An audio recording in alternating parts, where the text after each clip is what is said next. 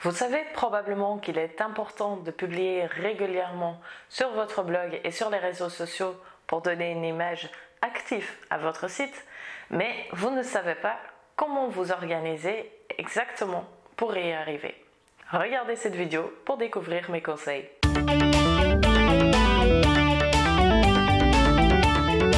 Bonjour, je m'appelle Anna Vorvac, je suis la créatrice de Havit.fr et j'aide les femmes à se créer une entreprise sur mesure grâce au web. Et aujourd'hui, j'aimerais vous parler de comment vous pouvez être plus constant dans les publications sur votre blog et sur les réseaux sociaux. Parce que j'ai beaucoup de gens qui me posent la question, mais comment fais-tu pour publier chaque semaine une nouvelle vidéo? Et c'est vrai, ça demande un peu d'organisation, mais ce n'est pas si compliqué que ça. J'ai écouté récemment un podcast avec l'écrivain américain Seth Godin. Et lui, il disait que ce qui est compliqué, c'est de faire le choix. Mais qu'une fois que le choix est fait, tout devient plus facile. Et que justement, le fait de publier régulièrement, c'est un choix à faire une fois et qu'ensuite, on peut décider ce qu'on va publier régulièrement. Donc, justement, si vous faites le choix de publier chaque semaine, vous n'avez plus à perdre de l'énergie en vous disant « est-ce que je vais publier quelque chose ?» Non, vous savez que vous allez le faire. Et ensuite, vous avez juste à chercher ce que vous allez publier et donc à trouver la meilleure chose à publier cette semaine-là ou ce mois-là. Donc maintenant, première chose, faites le choix d'être plus constant, d'être plus régulier dans vos publications. Ensuite, vous allez me demander, mais comment est-ce que je peux avoir les idées pour publier aussi régulièrement?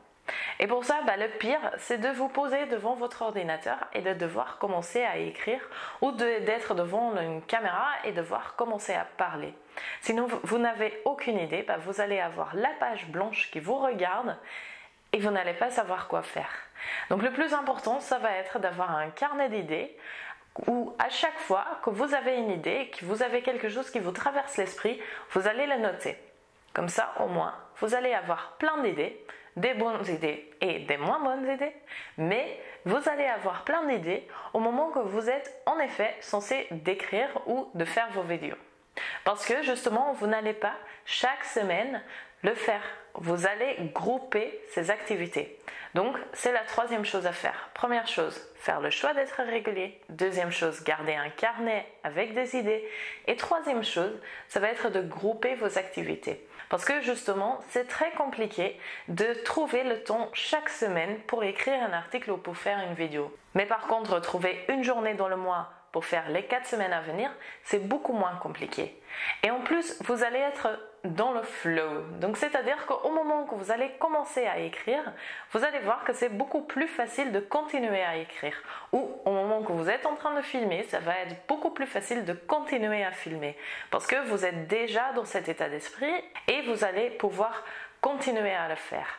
Donc, non seulement c'est plus facile de trouver le temps pour le faire pour les semaines à venir, mais en plus, ça va être plus efficace et plus rapide parce que vous ne perdez pas à chaque fois le temps de démarrage. Et ensuite, l'avantage de grouper vos activités est aussi que vous allez pouvoir faire du teasing.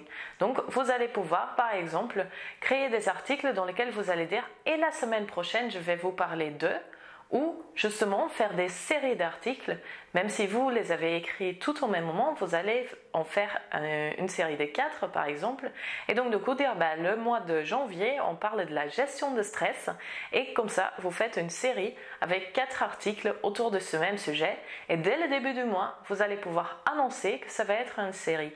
Et donc du coup c'est beaucoup plus facile pour vous aussi de communiquer autour de vos publications.